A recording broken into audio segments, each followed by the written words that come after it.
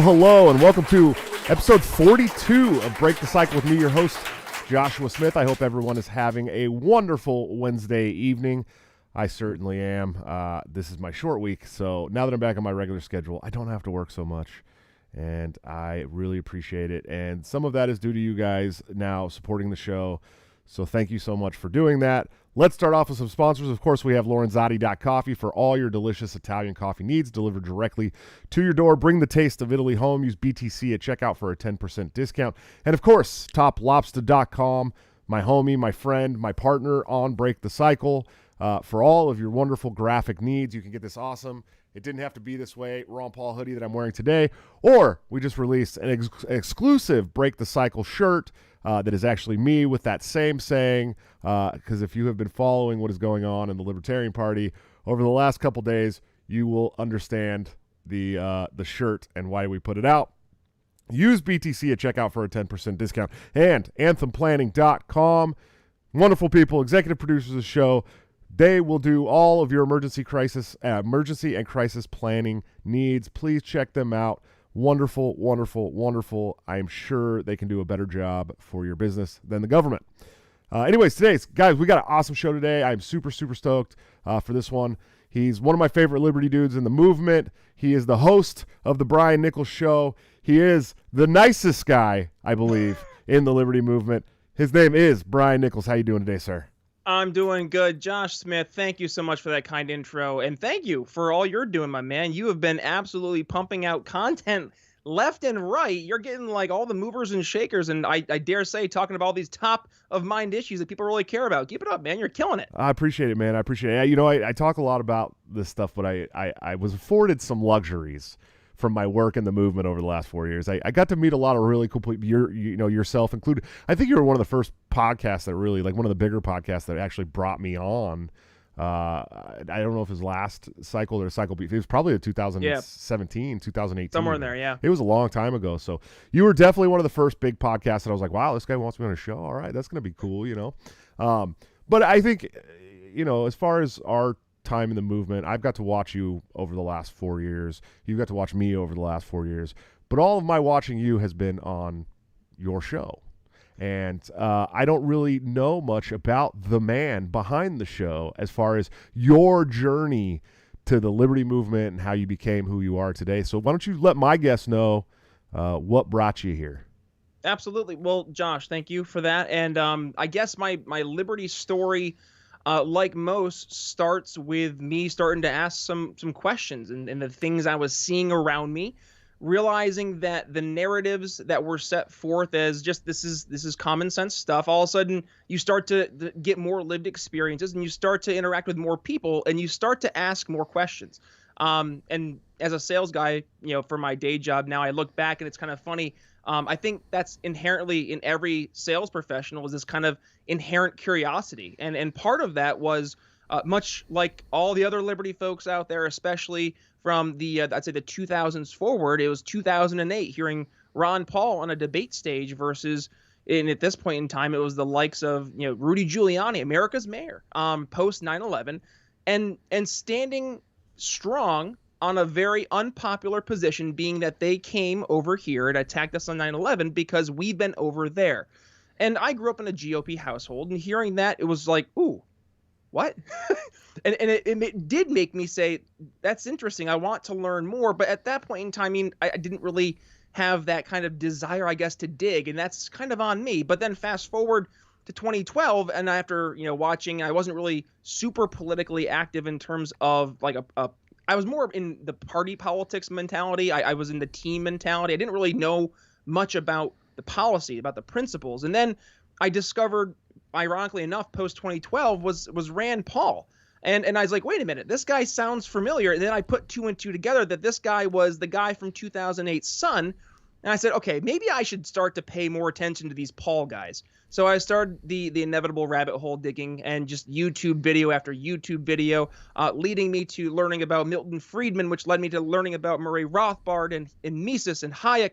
And all of a sudden, this brand new world had just opened up before me. And I'm like, oh, this is kind of what I believe. And then I read a book called Don't Hurt People and Don't Take People's Stuff by libertarian Matt Kibbe, and it's called The Libertarian Manifesto. And it's a fantastic read, and it digs into more of the very basic fundamental beliefs of libertarianism, but he tells it through, going back and forth and relating it to his favorite band, Rush, and their 21, I think it was their 2112 album. So that kind of kicked off my liberty, I guess, my liberty journey. And then into the greater liberty world, Austin Peterson gave me the opportunity to write over at the Libertarian Republic. So started there back in 2015, 2016. I've been writing there and as an associate editor now for, oh my goodness, going on 6 years or so. And then with that engagements, I was able to interact with Chris Spangle over at the We Are Libertarians Network, and he had me on the show as a guest a few times. And then 2018, the network was changing some, and he was growing the network, and he wanted to give different people opportunities to have their own shows. And he said, Brian, with me doing this, would you be interested? And I said, 1,000% yes. I did radio back in college and I loved the medium. So I said, hey, yeah, I'd be honored to give me a shot. Thank you so much. So starting in January 2018, the Brian Nichols Show was born. And that was kind of the launch more, I'd say, into my greater step into the libertarian media world, and being able to meet awesome people across so many different, ways of life. People I never thought that I would be speaking to, reading Matt Kibbe's book when I was becoming a baby libertarian, and then having him on my show, and then being on his show. Fast forward to 2020, it was very surreal to see kind of that progression as I've been able to have these conversations with such amazing people, and to really focus on, and I teased this earlier, about issues people care about. That's been, I think, where we have missed the ball way too often as a greater movement, because we have a lot of stuff that we've read and a lot of stuff that we're passionate about, and we want everybody else to be just as passionate about the stuff that we're passionate about and to care about the stuff that we care about. But as a sales executive, one of the things that I teach my team when I'm going out and doing my sales trainings is we have to meet people where they're at. You have to meet people and entering into the conversations that they're already having. You don't want to come in and just start talking about something that's completely out of left field, that it's not in their purview, because you're just going to be white noise at that point. So focus on issues people are caring about, things that are in their daily lives. And what has it been the past few years, man? Lockdowns, right? That's been top of mind. Economy, healthcare. So let's focus on the 2-3 issues that are important, but also for those local candidates, focusing on issues specific to their areas. So I've been having candidates on my show talking about what specific issues they're focusing on when they're running for office, how we can use a sales-based approach to help sell solutions to the voters when they're going out and meeting face-to-face, and also talking about what works. So that's kind of been the approach I've taken here at the Liberty World. It's been a wild ride. I never thought that I would be in a position where I'm having conversations with folks that were running for president, or folks who were sitting congressmen. But I mean, here we are. It's been a heck of a journey. But I know, just like you, we're just getting started. Sure, yeah, absolutely. And I totally get that feeling, the Matt Kibbe effect. I get that same feeling with Ron Paul. I came into this movement working on Ron Paul's campaign in 2008. And last year, Ron Paul endorsed me for chairman of the third largest political party in the country. It was wild ride, man. So I totally, I get the from there to here sentiment. Absolutely. You bring up the We Are Libertarians Network and Chris Spangle, and Chris and I have had our back and forth, but I actually got to come on your show recently and say that I appreciate the work that Chris does, and hopefully buried that hatchet a little bit. And I think he kind of came to me and was like, I appreciate what you're doing, and I see the growth and stuff like that, but it can get really factional in the Libertarian Party. That's the moderate position. It can get really factional. And very mildly put it there. Yeah. Gosh. And I know. And I think that, over the last couple of years, maybe I had even at some point, wrongly put you into certain boxes, because you are one of these people who is all about using liberty at every level. You're not one of the. You are a libertarian, and are you a Libertarian Party member? I think I still am technically. I'm not sure if my membership renewed. I hope so. But you're also totally fine with liberty Republicans. And any type of other liberty, you're fine with anarchists and all that stuff. So you really are one of those kind of unity guys. And we were talking about it before the show started. We have this debacle going on in New Hampshire right now. And again, that's probably the moderate term for what's going on in New Hampshire right now. And today we had Justin Amash, Spike Cohen, and Dave Smith all come out in favor of the rightful affiliate in New Hampshire. Would you say that is actually libertarian unity or liberty unity? 1,000%. 1,000%. I mean, and it comes down to focusing on when we identify that there is a universal not misdeed, but just a universal wrong, right, that needs to be righted, then I think that right there, since you're seeing, to your point, all kind of factions coming together at this one point saying something doesn't smell right, then yeah, I mean, what better way to say liberty unity, I guess, than that? Sure. So as somebody who's like, you're not in a leadership position for the Libertarian Party, right? You don't really work as a Libertarian Party, right. Whatever, volunteer or whatever the hell it is that we do. I don't even know. Where's my Coke bucks yet, by the way? I haven't gotten those yet. Yeah. I've been looking at the refreshing the bank account. It's just nothing's popping up yet. Yeah, constantly waiting for mine too. Trust me, man. I work my ass off, and I haven't seen a single Coke dollar yet. I don't know what's. I've seen a lot of Coke dollars, but not a lot of Koch brother money, right? And so I mean, what is your take on what's going on inside the party right now, as far as as somebody who's close but not really involved? No. So here's, I think actually you and I spoke about this. I don't think it was our last conversation, but maybe two back when we lost our buddy there, Teddy. Yeah, that's right. I hope he's doing okay, by the way. I heard rumor he's doing good. So fingers crossed. But going back to that conversation, it was little fish and little pond syndrome. You're seeing that there has been, especially over the past year, and it's actually funny. I just kind of explained this conversation to one of my coworkers because they had said they had saw something on Twitter and they were like, "What?" And I was like, "Oh, here we go. Time out. We're gonna have a whole conversation." But this has been growing over the past year, 2 years, as you've seen more and more of the old guard lose control. There has been a growing resentment towards the new voices. And I think that is a natural, instinctual reaction when you see a position of power being threatened. And I can't necessarily blame the old guard, because when you look at in the business world, right, you want to see competition because it does inspire either A, you do better, or B, you do something new.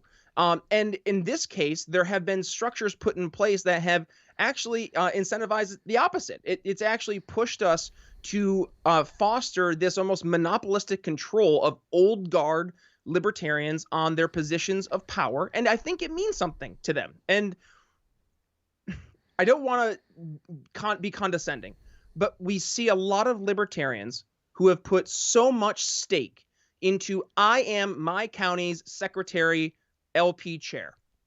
Great. That's great. What are you doing with it? Are you helping elect local libertarians? Are you helping get people on board with the ideas of liberty beyond your echo chambers? What are we actually doing? What can we look for some KPIs and say that we've had some success?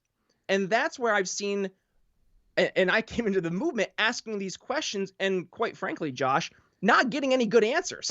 I'm getting, well, we have ballot access issues. Well, we're facing being blacked out in the polls. Well, and for every question, for every probing, question of why we're not going past the status quo, there was always an excuse.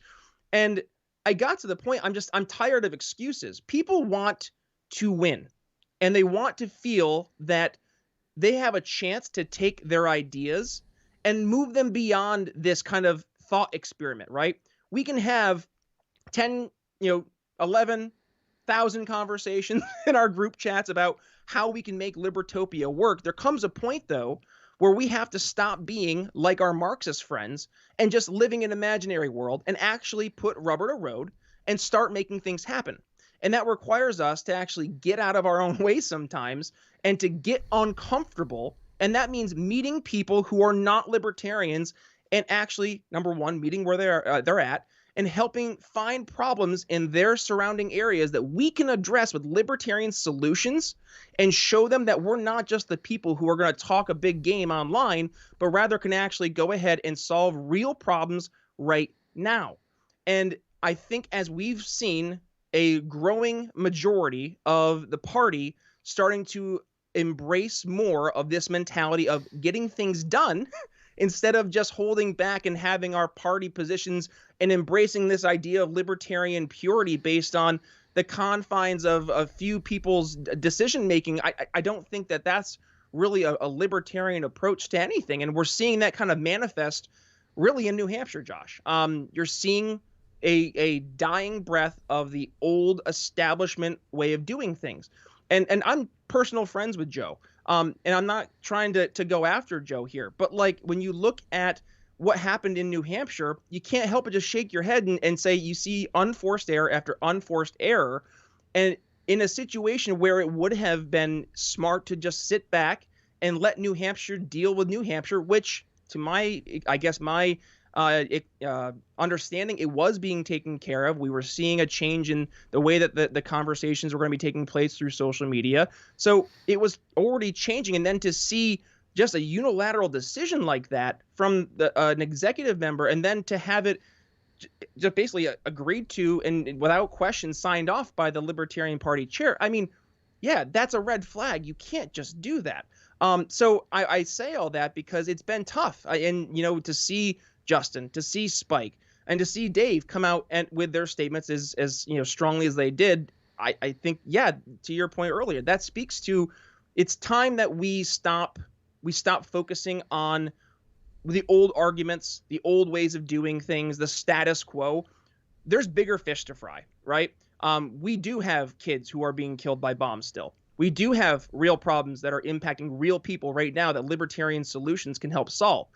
But when you have a party with people in leadership positions or people in delegate positions who quite literally think that the other group of people are toxic individuals and they call them all sorts of terrible names, I mean, that's going to instantly lead to a lot of resentment and a lot of red flags there alone. So that's why you're seeing, I think, this kind of last-ditch effort to hold off this I would say at this point, inevitable rise of more and more people who are tired of the way things have been done, which as a sales guy, Josh, is so exciting because the biggest enemy of us getting things done is the status quo. Once we can actually buck the status quo, we can get so many libertarians into elected office. We can get so many people to embrace the ideas of liberty without even realizing it because they're just going to start living libertarian ways of life in their daily lives and see the value firsthand. And that's when we win. That's when we have long-lasting success.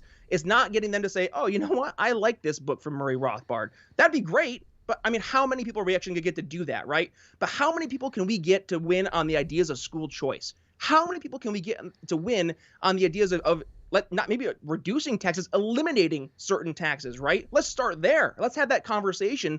Let's get people excited and show them we can do it. And that's when we'll actually get some things done, man. Sure.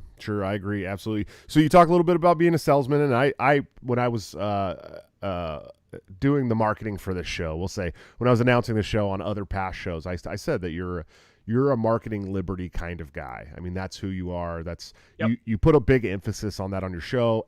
Both times I've been on the show, it was how are you going to sell liberty? You know what I mean? Yeah. Well, one time it was we were gonna have a nice debate with our friend Teddy from online, but he I guess the feds got to his internet connection, so we had a really good conversation, you and I. We did. I think that was the Thanksgiving. It was what show. We were thankful for. That's right. Yeah, that was good. Yeah, I got to spend Thanksgiving with Brian Nichols. It was a good time. There you go. So, but you do several shows. I mean, you're not like a one show a week kind of guy. Right. And one of those kind of delves into business aspect of things. Can you talk a little more about that and what you guys are doing there? For sure. So right now, and you guys are probably very familiar with Jeremy Todd. Jeremy's been doing a lot with the Liberty Unity movement. So Jeremy and I have been doing a bi-weekly. Brian, I don't want to cut you off, but I Yep. just want to make it clear also that Jeremy Todd just announced that he's running for LNC at large. Yes. It's big shoes to fill there, buddy. Yes. Big shoes to fill there. I know, and he has my full throated endorsement, by the way. Jeremy is an amazing dude, and we've been doing this bi-weekly sales conversation where we're looking at how we can help sell Liberty. Actually take these ideas that we talk about all day long and the solutions that we can bring to the table to the normies, right? And we can enter into conversations they're already having and help sell Liberty. And then on those other weeks, the other Mondays, I'm having conversations with, he is a marketing professor and a music industry marketing guru, Chris Goizetta. And we're talking about how we can find our target market, how we can not only find them, but figure out those people who are interested in what we have and are actually going to make buying decisions. They're going to go ahead and make those buying behaviors.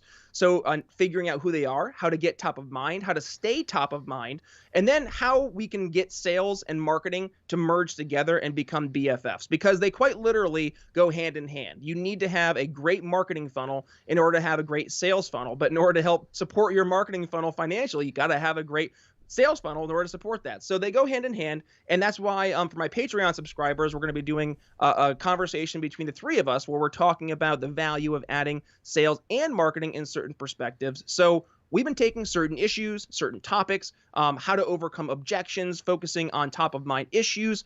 And actually, one of the things we've been focusing on as well has been a new ebook I wrote. It was 4 easy steps you can take to sell Liberty to friends and family. It's a free ebook, by the way. So if folks are interested, it's briannicholsshow.com/Liberty Friends ebook. And it's like 9 pages, and it's very easy. It's very succinct, and it's something that anybody can do, whether you're at the office, you want to talk to a coworker, you're at Thanksgiving dinner, like, we talked about Thanksgiving, right? Or you're at a barbecue. I know, okay, maybe more seasonal. You're at a barbecue and you're just talking to an average person, your uncle. You want to go out and have a nice dialogue, right? But you know that your uncle's right there. He's on the edge of becoming a libertarian. Figure out how to ask the right questions. Figure out how to pique interest, how to overcome certain objections, and then how to solve any problems and offer real tangible solutions. So that's when people see the value, and that's what I've really wanted to make sure that my show has taken an overt approach in doing, because when we actually can sell Liberty, not this used car salesman approach to selling Liberty, but actually being problem solvers, right? Being that trusted advisor, meeting people where they're at, that's when we're going to have more long-lasting success, not these ebbs and flows that doesn't have any, long-term base of business that we built up. Every sales professional and business owner knows that it is 10 times harder to get a new customer than it is to keep an existing customer. And yet we got a vote total in 2016 that was the most libertarians have ever got. And we dropped 3 or 4 million of that vote total the next year. As a sales guy, I'm going, whoo, big red flag. What happened there? We need to be asking those questions. I'm not really seeing those questions currently being addressed. And if we want to see this party take that next step, it requires us to be professional, to put people who are professionals in positions like Jeremy, right? Put him in Reno, right? And get him in office, because we need people like him in positions in the LNC who are going to be actually bringing real life sales experience, real life business experience that we know works, we see works, and let's bring it to the Liberty movement. Let's make the Liberty movement the as my good friend Chris Goizetta says, let's make it the punk rock, of politics, right? Let's go that alt rock approach to getting on people's minds. Let's be the AJR or the fits and the tantrums of politics, and get a massive audience. Look at the Grateful Dead, look at Coldplay, how they were able to build these audiences all by just guerrilla marketing. We can do that, and we have the tools. I mean, dude, did you watch Trevor Noah when the pandemic hit, trying to do a show at home? That was horrible. Look at you right now. Horrible. Your setup is 1,000 times better than his budget's probably in the a lot millions? More than mine. A lot more than mine. But we were able to do it better, and we were able to adapt. And guess what? They fucking hated us for it, because we had to make them better. And that's why they want to squash us. That's why they hate us. And that's why it's important for us to really focus on Liberty Unity and focus on putting good people in positions that are going to be able to help move us forward. Leaders have to lead, but it also requires us to surround the movement with good people. And I'll finish my little rant with this.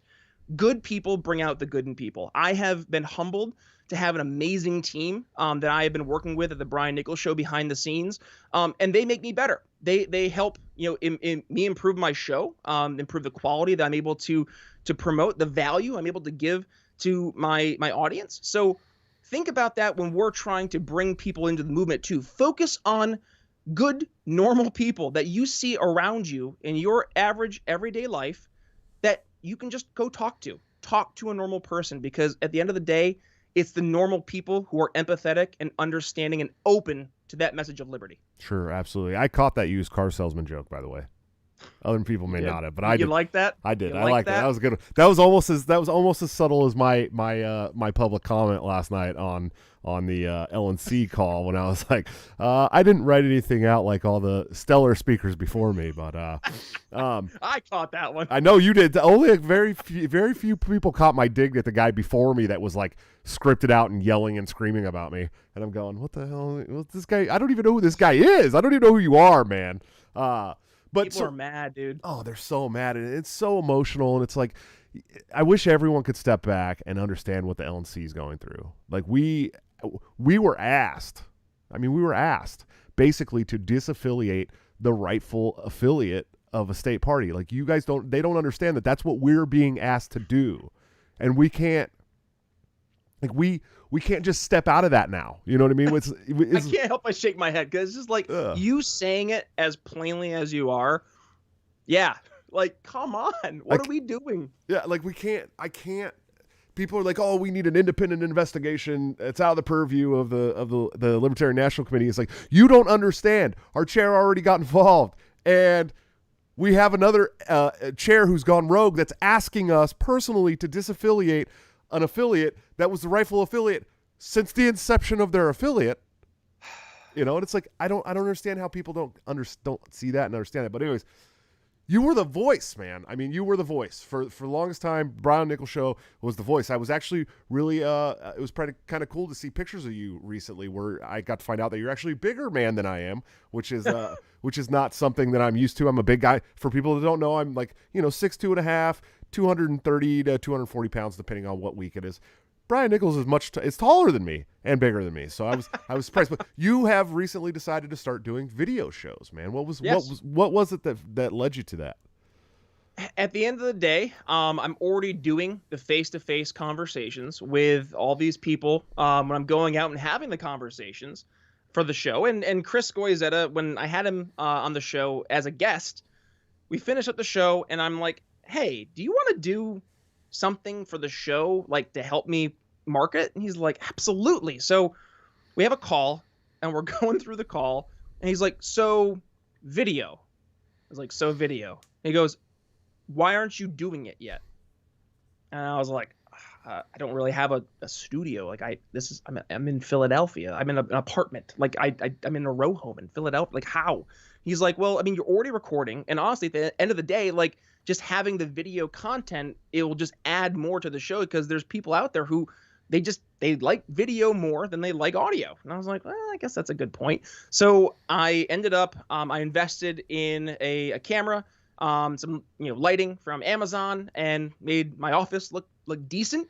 And I decided to launch the video medium. But you know what? Honestly, I found I get a lot of value out of it too, because it's helped me become better at the audio version or the audio medium. I have to not only focus on what I'm saying, but also what I'm doing now.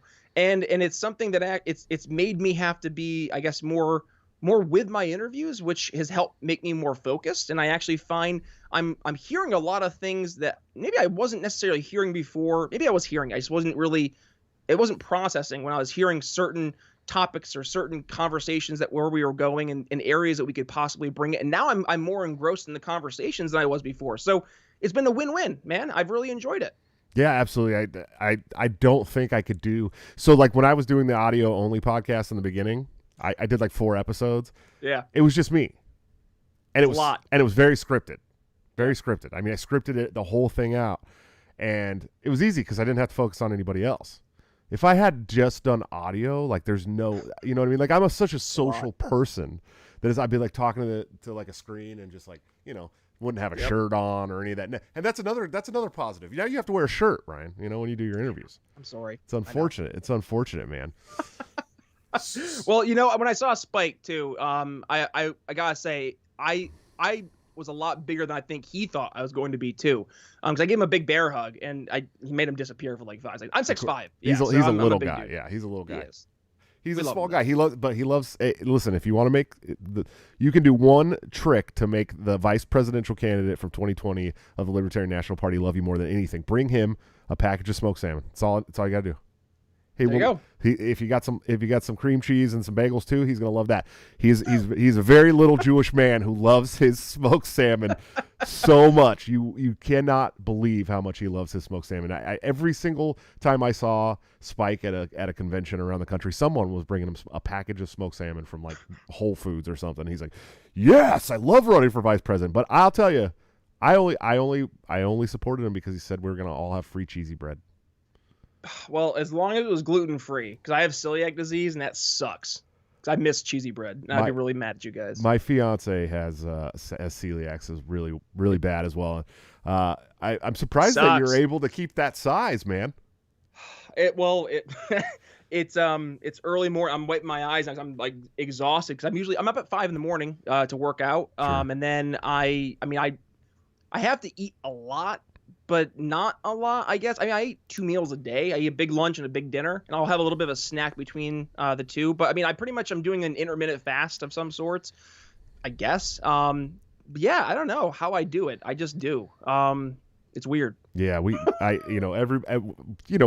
if you've been following me, I have 8 dependents now. There's a lot of babies. You're a grandpa. I am a grandpa. 2 of our children are still on the boob. Okay. That's impressive. Yeah, the grandbaby and my youngest son are still on the boob, so that's good. But there's 6 other people besides them that I have to feed every day, but Julia's always got to eat differently because she can't eat bread, she can't eat pasta. It's always got to be gluten-free this, gluten-free that. So I totally get the struggle, man. I know. I am not gluten-free. I love my breads and my pastas and all that shit, man. I love it. I like gravy with a ton of flour in it. You know what I mean? But I had a company treat to Atlantic City last week, and all my coworkers were having just delicious smelling breads and like deep fried just deliciousness. And I like the little kid at the candy store just like staring through the glass at the lollipop. That was me pretty much for them eating everything around me. And the worst part is when you go to like a restaurant and the only appetizer they have like when you first get there is a basket of bread. Sure. So for me, I'm just sitting there and like I've actually had times where I've been so hungry I've actually contemplated eating the cube stick of butter, and then I realized how gross that is, and I'm like, you can't do that, Brian. You can't do that. Adam Kokesh would do it 100%. Yes, he would. I've seen him. I talked about it with him on my show here. I was on his bus for 2 weeks during my first campaign, and we stopped at a Waffle House. This man brought an entire stick of butter from the bus into the Waffle House and put the entire stick of butter on one waffle. Come on. One what? waffle. How is that even possible? I was like, oh my God, this guy, I'm worried for your arteries, buddy. He's like, maybe the food pyramid lied to us, okay? It's good for you, I promise. I was like, well, they did. I actually just tweeted about that today because somebody had mentioned about government science like being, it changes. And I was like, I know it changes, but like, could you imagine if they would ever put in like a government program that would actually end up killing more people than they intended based on the science? And it's like, oh, look at the food pyramid from the like 20 years before. I know when I was growing up, you had, what was it? The number one thing? Carbs were like breads, pastas in the bottom, and then the next smallest was like meat and dairy, and then the second smallest was veggies and fruits. Like, what are we doing? And oh, lo and behold, it's actually the exact opposite. It's totally inverse. Well, and now we know why there's so many people that got this food pyramid 30 years ago that are now in nursing homes with diabetes. Yep. 100%. And guess what? The same people who are setting that policy too, like that, the food pyramid is the food pyramid, are the same people who are setting the policy for how we should be responding to COVID. Isn't that reassuring? Very, very. And then the people pushing the V words are the same people that pushed AZT for HIV that killed a bunch of people. Who do we trust, Brian? I don't know. Well, and that, so trust actually is a fundamental aspect in sales. And I've seen this with the whole trust the science, trust the experts crowd. They just don't get it. And I actually see this a lot with my engineer-minded friends in the greater Liberty world. And I say this more of think of your friend who, if you'd be like, hey, what was on page 110 of I don't know, name Rothbard book. They would be able to give you line and verse, right, of what's on the page. But your average person, that doesn't really mean anything to them. But when you look at the engineer, that's kind of the mentality that they have as well. It's like, it just makes sense to me. How does it not make sense to you? And I think that's where we lose people a lot. Does that make sense? Yeah, absolutely, man. Hey, we got a couple of super chats here I want to address. Almighty Beach, thank you, Almighty Beach. He's one of the biggest supporters of the show. He said, Bishop O.P. Henchman has certainly lived up to his name. Okay, all right. I think Brian's going to sit that one out. I see what they did there. Yeah. That was funny. Quest Fanning. I can have a good laugh. I mean, come on. Yeah, why not? Life's too short not to have a good laugh. Yeah, I'm really upset with Joe. I mean, I just saw him at the Chicago convention and went up to him and said, we don't see eye to eye fundamentally on how to run the party, but you've been a really good-hearted guy, and I've really appreciated getting to know you better. I mean, his husband, Ethan, made great. Yeah, he hand knitted us a baby blanket for Mateo and sent a beautiful letter with it. It literally almost brought me to tears. I mean, I just think that he's kind of caught up in this corruption and being Nick Sarwark's predecessor or whatever. It's just it's hard. I don't know if that's the case. And I'm being 100% sincere here. I don't think that's the case. 1,000% honest. Okay. I just know from many sparrows that there is a lot of bad blood there. Just not in that world, but in the Sarwark world, he has burned a lot of bridges. And I don't almost all the bridges. Right. And I don't like to go ahead and just talk about Nick. He's not worth the time, energy, effort. But I think that approach to he's been having his fingers and everything, I think a lot of that has been very overblown. I think what's more likely than not is just that we saw, back to my original kind of premise, I think just people are getting uncomfortable that their positions that have been comfortable positions of power are being threatened. And when people get uncomfortable, they get sloppy. And I think that's what happened here more than anything. And I think it literally was, if I were to go back to my poker analogy, they had a shitty hand, and they pushed all the chips in the table, and when they put their cards down, they didn't realize to put the cards down face up. And everybody can see they have 2 2s, and that's it. So that's the game I think that we just saw get played. And I'm not saying it was for nefarious purposes. I just think it was for the fact that people who have positions of power are trying at all times, whether it's in political parties, whether it's in business, whether it's in government, they are always trying to maintain their power, and they usually will do anything to go ahead and maintain it, which is unfortunate. Sure. Yeah, I talked a little bit about that. Quest Fanning said, Brian's weight loss is an inspiration. I'm trying to knock off a couple of dozen pounds. I'd better be able to do that. Thanks, Quest. He's a great. So Quest is a great dude. He's been one of those main supporters from the very beginning, and I cannot thank him enough. Yeah, I lost 180 pounds back in the day. That's wild, dude. I was a big boy. I was 385. And I originally lost down to 200. I was just doing cardio all the time, and then I started to do weightlifting. I got up to a good weight for me, which is around 255, 260, and then I got diagnosed with celiac, and I ended up I wasn't diagnosed with celiac, but I was starting to get super inflamed, and I was gaining weight. I couldn't figure out why. Sure. Come to find out, I had celiac disease, and what was happening was my body was trying to prevent myself. It was an autoimmune response, and it was inflaming and swelling. And I was up to 310 at my heaviest, if you will. And I had to get back down to 260 again. It was exhausting. Because a lot of it was just, I was so tired. I didn't have the energy because my body was fighting itself. So you go to the gym, you do your normal workout, and you'd gain 2 pounds, and you'd be like, what's happening? And it was just because my body was fighting itself. So Sure. Once I was able to get that under control, I was able to get things back to normal. So finally feeling good again. Yeah, back around to my like 255, 265, Sure. 270. That's usually my bulk weight or so. So yeah, feeling good, man. Thank you. Yeah, absolutely. That's great. I know that struggle too with Julia. She doesn't really get super blown up, but all of her joints will ache. Oh my God, it's Real the worst. bad. It's Yeah. the worst. Like, and what I'll notice too is my wrists. My wrists. If I will like turn my hand, it'll feel like I have like a drill right in the middle of my joints, and just you can feel it grinding. It's so bizarre because you'd never think like it's bread, but it's just the way that your body responds to it, and it's so bizarre that it makes that happen. Like Sure. my wrists, why? Yeah. Sure. Yeah, absolutely. I inadvertently poisoned her once. No. Yeah.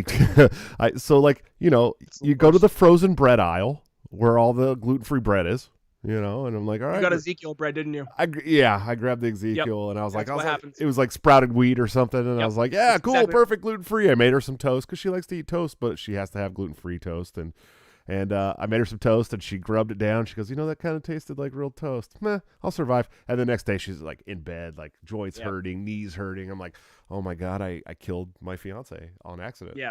No, and isn't it funny? I knew exactly what happened because this happens all the time. Like I had a coworker, and God bless like coworkers who go out of their way to try to do the right thing.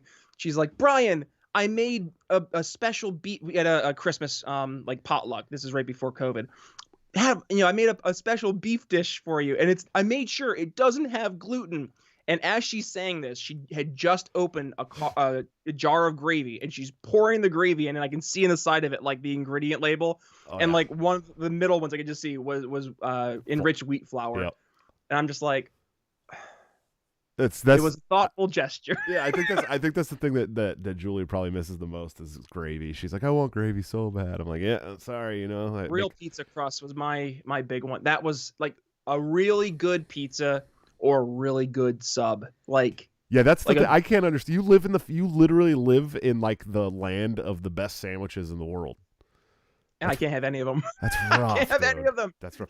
That's the worst part. Like, there's so many good places here in Philly for cheesesteaks, and I can't have any of them. Yeah. Yeah, I went when I went to Philly for the state convention last year. The Pennsylvania State Convention was in Philly, and I had never actually been to Philly. And I'm a diehard Dallas Cowboys fan, so I was afraid. That's right. I was afraid I was going to get shanked. Just being in Philly, I'm probably gonna get off the plane and immediately get stabbed like in the terminal. You know what I mean?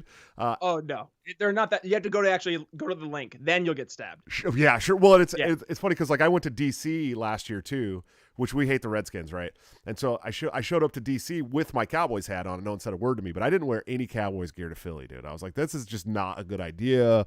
That I'm pretty sure that I've heard that they have a courtroom in the stadium there. Like I don't want to go. They do. No, that's 1,000% true. So it's a courtroom / like a drunk tank, more or less. So if you're being a rowdy fan, or if you're caught streaking on the field, that's where they throw you for the rest of the game until you can either sober up or you can leave without going to jail, more or less.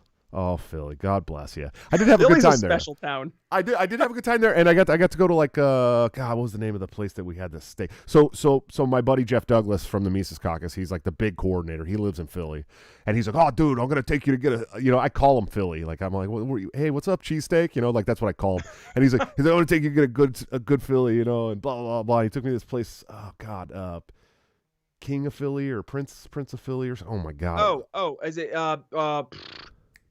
not King of wasn't King of Pizza. No, it was definitely had like Philly or cheesesteak in the name, but it was like King or Prince or something. But it was like downtown, and it was phenomenal. Like I thought I had good cheesesteaks like outside of Philly. It's completely different. It's completely different. It's not even the same. It's its own language too. Make sure if you ever go to like Pat's and Gino's, which is like the super touristy one to go to down in the like Southern Italian market area, you have to order it in a special way. So if you want onions, you say wit, or if you don't want onions, you say without. And then you have like options of different types of cheeses, but it has like the whiz, or like the provolone. They have like it's wild. It's its own language. You have to almost experience it. It's like a cultural thing, honestly. Yeah, it was. I remember that with or without, and then this is the first time I ever had it with cheese whiz was when I was in Philly, and I was like, wow, this is really good. And then they had those big giant cherry bomb pepper things that are Yep. really good too. But I heard there's a sandwich in Philly that's actually the number one sandwich that's better than all the Phillies, and I'm trying to remember what it's called. It's like the it's like Is it the pizza one? no, it's like some kind of pork sandwich got like broccoli on it or something like that. Okay. Because there is a pizza hoagie sandwich. It was a pizza something steak sandwich, and basically it's a pizza with a hoagie with a pizza, and you can get it over in like Old City. I know one of my friends had got it once when we were out day drinking one day. It was great, and he just walked up and he's like, "Dude, look at this," and I'm like, "I can't have a bite of this, but that looks incredible because it literally is it. I mean, it's a pizza hoagie pizza. Philly is like literally just anything that you could put on a sandwich. They're gonna do more it. or less. But I also had a tomato pie, which is not pizza, No, but is like a pizza kind of. I don't even know how to explain that to people. It's like pizza lasagna. I don't even know how to explain it. It was like sweet. Yeah. And it was like just full of like tomato sauce. It was so good though. It was good. Yeah, it's weird. It's weird though. Yeah. Right. And then I had like a legit cannoli at the underground mall thing you guys got there. Which was, Reading Terminal. Yep. Yeah. Oh man, that was. I'd never had like a real cannoli before, and that thing was amazing. With the Mennonite booth probably. It was like a sweets and confectioner. Okay, like, yeah, thing. because the Mennonite, there's like a couple Mennonite booths in the Reading Terminal, and they had really good. So what I would do is I'd poke the insides of the cannoli out, and then I'd give my wife the shell so she would have the gluten part. Nice. I was like, I'll get something out of this. Yeah. It might nice. Yeah, why not? You might as well enjoy the part of the cannoli try to you find can some eat. joy in life, man. You can't have the gluten. You gotta find the sweets at least. Absolutely, man. So okay, enough about Philadelphia food. I couldn't help myself. I'm Sorry. a foodie guy. That was probably one of the coolest things for me. You know, I went to my former fat kid is just like screaming with joy right now. I'm a current fat kid, so I get it. You know, but I traveled. You know, I went to 40 states over the last 4 years, literally. So it was like you have to try the, and I've lost weight since my even the last you look campaign. fat, man. You look great. I lost weight. I gained between the first and second campaign. I think I gained 35 pounds or 40 pounds. Man, I was big. No shit. Yeah, I was You look really good, man. You look good. really unhealthy, dude. I was stressed out all the time. And it was like I was eating on the run. You know what I mean? I was working Monday through Thursday, 410s, flying out every Friday, flying back every Sunday, working 410s. It was like I didn't have any time to rest. I didn't have any time to take care of myself. I was eating on the go. But the cool thing was that I got to try the regional food everywhere I went. I mean, how cool is that? You know, I got to have barbecue in Nashville and Nashville hot chicken, and I got to have, you know, and then every time you saw a White Castle, you had to have 27 White Castle burgers. You know what I mean? It's just how it works. But Specifically 27, yes. yeah, man. So you're the Liberty salesman. That's what I'm calling you from now on. That's okay. I think that we really dropped the ball by not having Top Lobster draw you as a salesman for this thumbnail. Maybe he can reprint at some point. But where do you want to see this movement go, man? What do you want to see next? I want to see us win. So how do we do that? Right. I've been doing a lot of market analysis, been digging through so much data. Now this is just to any sales and marketing professional, one of the most important things to do is to know who your target market is. And actually, it's funny, Angela McCardle was on the show, ironically enough, to discuss this when she was on the show 2-3 weeks ago or so. And it was discussing who is the LP's target market. Well, through my digging, here's where I see us having success. Specifically, A, going after Gen Z. B, going after people who were negatively impacted by the lockdowns. And C, sales executives and business professionals. I'll go through why for each one really quick. Gen Z. There's a great book I cannot recommend enough. It's called Zeconomy by Jason Dorsey. Basically what it does is, and Jason, he's, I forget what the official title of what his specific study is, but he studies generations and what makes generations generations. And he just did this book on Gen Z and their impact on the economy. And digging in through this book, one of the things he discusses is who is Gen Z? And yes, it is, you know, it's going to be generalizing, but there's truth to the generalizations. And what he mostly focused on was, number one, they are overtly individualistic. They have a sense of identity, and they are proud of that sense of identity, number one. Number two, they believe they can make a difference. and they're looking to make a difference, right? So as a free market capitalist, I hear opportunity, which is awesome. So that's why I want Gen Z, because they're folks who we can relate to on that individualistic streak, and we can help them solve the problems that they see in the world, so long as we're actually meeting them on the issues that they see are important and helping give them the tools to get the solutions. So that's one. Talking about COVID, people who are hurt by the COVID lockdowns. I don't know about you. I've always found that the best way I have learned is when I didn't realize I was learning. And unfortunately, for a lot of people in America, specifically, let's talk about for the greater liberty movement, they didn't realize how far their local governments or their state governments would go. And I think a lot of eyes were opened, especially for folks who maybe were more in the right-leaning camp, who were like, my Republican governor would never do what they're doing down in California. Oh, wait, no, they are. Oh, shit. Now what, right? And there are people who lost livelihoods, savings accounts, wiped out, businesses, just doors shut forever. They're looking to make sure that A, this never happens again, and B, that they can make sure that they can rebuild in the future. So those people are entirely open to really a brand new way of doing things, because they know, number one, that the people that they're incumbent, right? If we're going to go from a business perspective, they're incumbent, let them down. And they know that the other team, the other provider in this case, right, that they've let them down before too. And they're like, who do I turn to? Here we are. Number three, business professionals. I had a huge epiphany, and it kind of, I started, then I do really some digging into some data. But there's two sales professionals that I'm a huge fan of. One of them is Jeffrey Gitomer, and the other is Victor Antonio. Jeffrey Gitomer, I was going through and I was suggesting some sales books to a friend, and I was on his website because he wrote a couple of good books, The Sales Bible, Little Red Book of Selling. And I'm going through, and one of his top suggested books, Josh, Atlas Shrugged. I go, what? Very capitalistic, you know? And then I scroll down, and one of his favorite quotes was an Ayn Rand quote. I'm thinking, hold on. This guy loves Ayn Rand. Fast forward to the next day, I'm in a car listening to Victor Antonio in a podcast, and he was one of the chief engineers to building IBM to the just monster that it is today.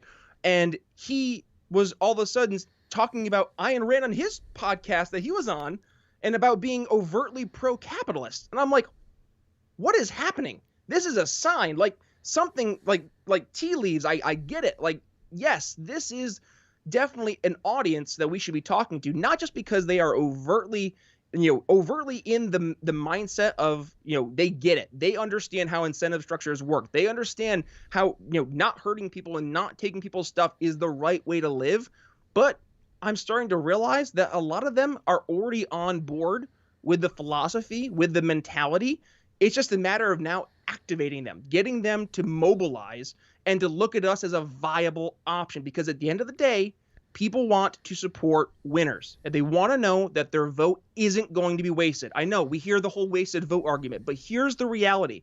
They want to know that if there's a snowball shot chance in hell to get their policy that is their big policy into action, and the red team or blue team can do it, they have taken that beating time and again because they think there's still that chance to get it.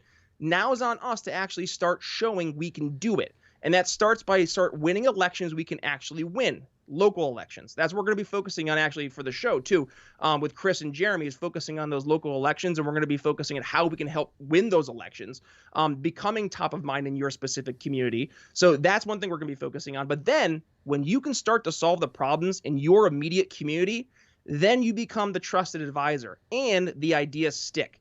And it's no longer, oh, it's a libertarian idea. It's, oh, this is the idea that Josh had when he ran for office, for local office.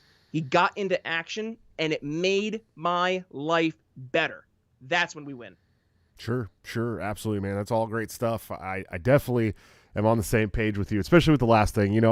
It's funny I'm talking about possibly putting together a congressional run here in Iowa because we have a Democratic congressperson who basically won her election in 2020 by 2 points to the Republicans. So if a libertarian can step in and cover the spread, that might be kind of cool. But every other congressperson from Iowa is a Republican already. But my district just happens to be the Democrat because I live right outside of Des Moines, where it's very blue, and we have crazy, state reps here that want to take guns and stuff. And you're like, you realize you're in Iowa, right? What are you doing? Know your audience. Never gonna happen. Count the noses, lady. Count the noses. We actually just passed constitutional carry here, so that's nice. That's new for us. And the governor came out and said she would use executive action or legislative action to ban the C-word passports, and then she also just I just realized that you did that earlier too for the V word, and I didn't catch it at first, and now okay. You're gonna learn your YouTube stuff real quick, bud. Don't worry. I know you're just starting out that YouTube platform. I'm trying to I'm trying to stay monetized here, man. Okay, I got Ryan Dawson coming on next month, so I'm pretty sure it's all that's the nuclear option at that point. Probably all bets off then. But yeah, we'll get the SEO going right now for you. Okay? Yeah, exactly. The C words for the V words. No, I got you. Okay. Yeah, I'm putting together. I heard that you're trying to break into the ebook market as well. I hope that you asked Tom Woods. I do hope. I know. But hey, I did do him a favor, and by favor I mean it's Tom Woods. I don't know if I really did him a favor. I did plug though his Liberty ebook, and I think I actually plugged his Ron Paul homeschool course back when I was having a conversation with Corey DeAngelis back episode 200, like beginning of January, I think it was. So he's from Fee, right? DeAngelis? He was from Fee, and he just got a new gig. I forget what the gig is, but I think it's all focused entirely on school choice, from like getting it state by state, and he's having success. They just had the PA, I think it was the Senate Education Committee, just passed through the motion to bring it to the floor here in Pennsylvania. So he's having success. Yeah. That's the point, right? When people can see the wins and they see the value of that win, that's a real thing that we can take away. It's a tangible thing that we can say, here you go. We can give this to you. And Spike does this a lot too. Spike mentions, when somebody says they want universal health care, hear that they're not saying that they want free healthcare. What their concern is getting healthcare, getting quality healthcare, affordable healthcare. It's not on us to say you're a bad person, you're stupid for thinking you need to get that from the government. It's on us to show how we can help get that for them through means without government, right? And actually showing how in many cases it's government being in the way. And Dan Berman, he's been going out and helping show how insane the insulin market is by bringing it from Mexico over the border to Texas and selling it at cost, and it ends up being a tenth of the price or something like that. And I don't even think it's that. I think it's less than that. That's insane. And he's helping people who are facing really a decision like, can I afford my insulin or can I afford groceries for the family? Sure. Right? And he's helping real people right now. You think that they're going to remember that? Oh, yeah. They're going to remember how it makes them feel? And they remember that his solution worked and the problem that he was showing, and they're going to think about that every time they go to get their insulin. And that's how you become top of mind as well. You focus on the issues they do care about, and you become that trusted advisor, and you show you care, right? And showing you care, that's the biggest thing, Josh. We actually have to show people we care. And when they see we care, then they'll care. Yeah, I talked a lot about that, especially during my last run. The people that we're speaking to have very real fears and worries, and they have very real lives, and they're trying to do what they think is right. We a lot of times as libertarians, we want to jump off the cuff and say, you're wrong, you're bad, you're evil, you're this. And it's like, I just want healthcare for my daughter. You asshole. Yeah. I want to pay my bills. I'm sorry. Yeah. Food for my family. What? We have to be ready to address those very real concerns and very real fears as people who want a free society. We have to show them how a free society can give them those things better. And we do need to work on our compassion in the liberty movement. I understand that. There's some people who are never going to get my compassion just because of how they operate. But there are normal everyday people that get up and go to work every day, 9 to 5, and raise a family, and are worried about things. And we have to be ready to address those fears. And that's our market. Yep. That's who we want to talk to. And honestly, and I know I made the used car salesman joke. I'm sorry, but don't be. The people of yesteryear are the people of yesteryear. It's time to move forward, right? And you think about this. Any successful company, they get kicked They get knocked down, they get up, and they move forward. They don't look back. They learn, but they don't look back and dwell, because as soon as you're looking back and dwelling, you're living in the past, and the other people around you that are still your competition, they're still moving forward. So it's on us to make sure that while we're going through these, these growing pains, we're hitting the bumps and bruises, right? We're constantly focusing on what is our goal. Our goal, and I think we're starting to see this in the greater unity world, our goal is liberty in our lifetimes. And we're able to get this to actually happen if we can focus, if we can pay attention and work together, use our resources, combine efforts. I mean, I'm a sales guy. We have Top Lobster doing amazing graphic design. I have my man Chris doing awesome marketing. We got Jeremy doing sales. We have so many awesome people in this movement that we can leverage, and the skill sets that we bring to the table. Let's go. We can help these candidates win. We can help get liberty into people's purview right now. Make it top of mind issues. You're doing it on your show. I'm trying to do it on my show. We see people having amazing success across the board, like Dave Smith, folks like Spike Cohen, folks like Tom Woods, folks like Chris Spangle, Mark Claire, down the list. These people that have been going out and building these networks and talking to people that candidly need to hear a different way of doing things, a different way of thinking. They're looking for options. And here's the reality. Your voice, Josh, it might not be perfect for everybody. And guess what? Mine might not be perfect for everybody either. And that's why a marketplace of libertarian podcasters who, while we don't all agree 100% of the time on 100% of the issues, we're all friends. I got your back. You got my back. I got Dave's back. Dave's got Spike's back. Spike's got Chris' back. Chris has got Mark's back. Vice versa, down the list. We have each other's back. And it's on us, I think, to move forward. If we want to see this thing grow, truly embrace the ideas of liberty, unity. Let's bond together. And remember who we're trying to help here. We're trying to help your average person. We're trying to help your coworker. We're trying to help your mom and dad, your sister, your brother, your niece, your nephew, your aunt, your uncle. You're trying to help your friends, your circle of influence, the people you care about. And it starts with us putting away our petty differences about things that happened in the past and focus on the things that are going to help us for the future. Sure. Except that, I'm never going to try to unite with the people who have, gone after my family and all that crazy shit. No. For sure. And that's the thing. As long as you guys know that. Good faith. It requires good faith. We have to have people who are good people. There's a quote in my company on the wall that my CEO put around because he's big into inspirational quotes. But this one does stick out to me. I mentioned it earlier. Good people bring out the good in people. True. As we constantly surround ourselves as a movement with more and more good people, it will inevitably bring out the good in other people in all types of ways. So let's continue to focus on bringing in good people, raising up good people, and I think we'll inevitably bring out more good in people. Yeah, I agree. Definitely. When I talk about being anti-unity, it's always that caveat there. And I wish you unity guys luck, and I wish that you guys would always start off with a caveat. What we mean is, the good people, okay? Because I think that some people get worried about the unity language sometimes.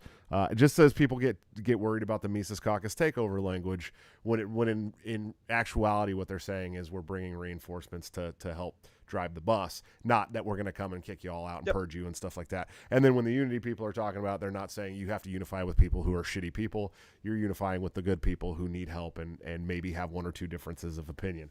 So I get it. And let's look what happened today with Amash, Spike, Dave Smith. I think that's easily three of the most prominent leading voices in the greater liberty movement. To see those three voices come together today, I think that speaks to what we as a greater liberty movement should be coalescing around. And that's where, if you were to look at a bell curve, that's where the most libertarians live, is in probably the identification of those three individuals. And candidly, Josh, I would be enthusiastically surprised and happy to see any three of those gentlemen as either the presidential candidate or the vice presidential candidate, because I think we're at a point right now where we need to have phenomenal communicators, of which I would say all three of those gentlemen would be able to do. Sure. We need people who know how to have these conversations and not be afraid to have the understanding and confidence in the ideas, but also to know how to relate it to your average person. And I think we see across the board, both Justin, Dave, and Spike have phenomenal ability to communicate to your average person. And I think we would be in such a great spot, and we would be, honestly, we would be honored to have somebody of that caliber across the board, be it one of those three, leading our party in 2024. Because I think at the end of the day, if we want to actually make a difference, it's going to require us to put somebody at the top of the ticket who knows how to speak to your average person. Honestly, it's done. The old GOP, the old retired elected official, whatever it may be, that mentality I think we're seeing slowly fizzle away. And it's time. I was definitely, the old mentality of, looking at these people who had the cred, they had the resume.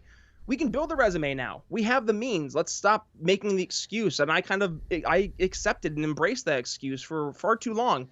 It's time for us to actually start to make the solutions. Who I think it's Maj, right? Be the solutionaries that you want to be out there in the world. So, yeah, man, we're doing it. We're building some stuff, and I think we're going to see some big changes coming very soon. Sure, absolutely. I don't be surprised when you see me weasel my way into a Smith 2020 ticket. Okay, I just want everybody. I'm trying to weasel my way in there right now. I'm like, Smith, come on, Dave. There's never been a Smith ticket. Okay, this would be awesome. It'd be so much fun. It'd be easy. It'd be the easiest ever ticket for anybody to ever vote for. Yeah. Because I think your last names aren't they like the second most common names in America? I think next to Jackson or something. Yeah, it's pretty. Yeah, and then there's like Muhammad, which is like the most common name in the world. Right. I learned that in Superbad, by the way. Thank you, McLovin. Pretty well. We did get one more super chat. Someone taking some shots across the bow when attempting to sell liberty to a friend and family. Does Brian have any advice for explaining why the national chair advocates for theft of property? Damn. Oof. I don't. Oof. I would defer all those questions to the chair. Yep. I've actually declared myself the official chairman of the LNC yesterday. I don't know if you saw that. I did. Congratulations. Yeah, thank you. I appreciate it. I've even written my own bylaws, and I actually wrote this to the LNC list, and I said, I know you guys will probably argue about it, but by the time you're done arguing, my 4-year term will be over, so it won't matter anymore. But Brian, I love you to death, man. I think we need 5,000 more Brian Nichols in this movement. We need people selling liberty at every single level across the country. This is the way we're going to win. Sir, where can all these wonderful people find you at? Well, thank you, my friend. Appreciate the kind words. Appreciate the work you're doing. And definitely happy to see the success you're having. So where can folks find me? A couple places. Number one, find me briannicholsshow.com. You can go ahead and leave me a quick review if you enjoyed the program. You can go ahead, check out all 67 shows we have now, which no wonder I'm so tired. And then for where you can find me on social media, I'm pretty much on Twitter and Facebook, though I do have a Parler and a Minds that I don't use as much. I know, I'm sorry. But you can follow me over there at B Nichols Liberty, Twitter and Facebook, like I said. And yeah, I just broke the 10K mark, so that was pretty cool. Yeah, that was exciting. I don't know why that, it struck me. I was going through one day and I was like, oh, when did that happen? So I guess I'm in the club. Now we got to get the blue check marks.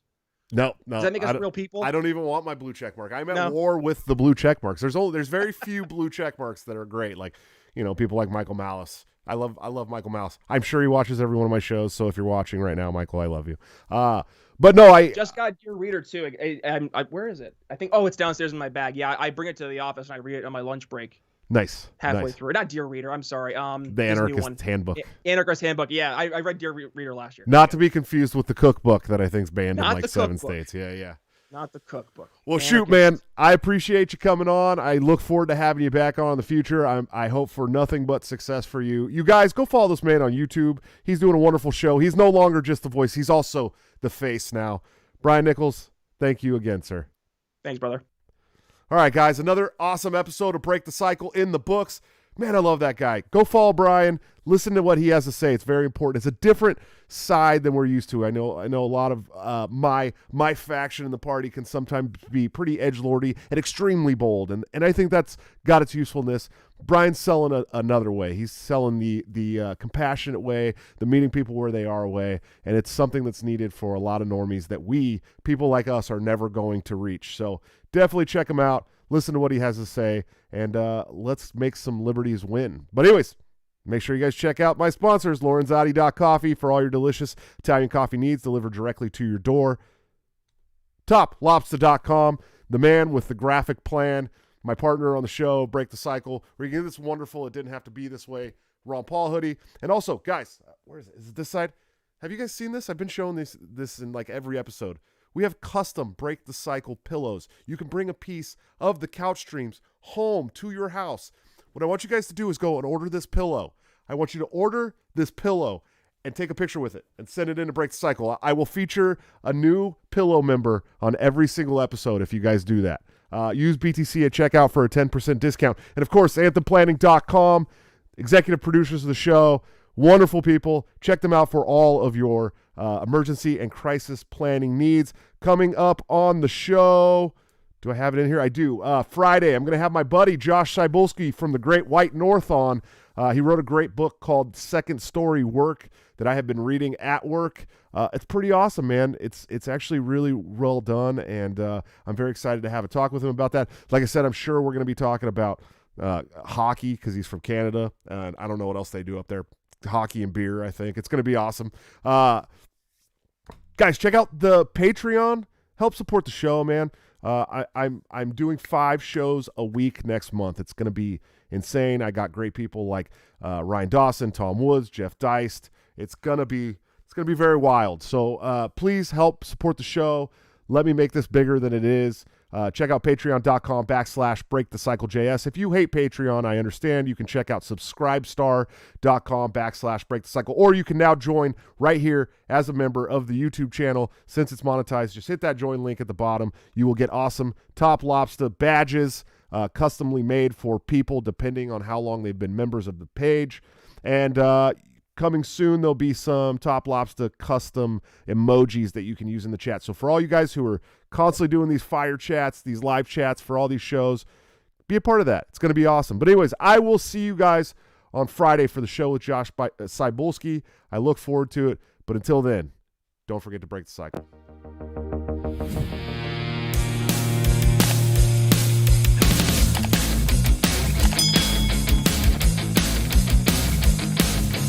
Due to legal reasons, I just have to explain.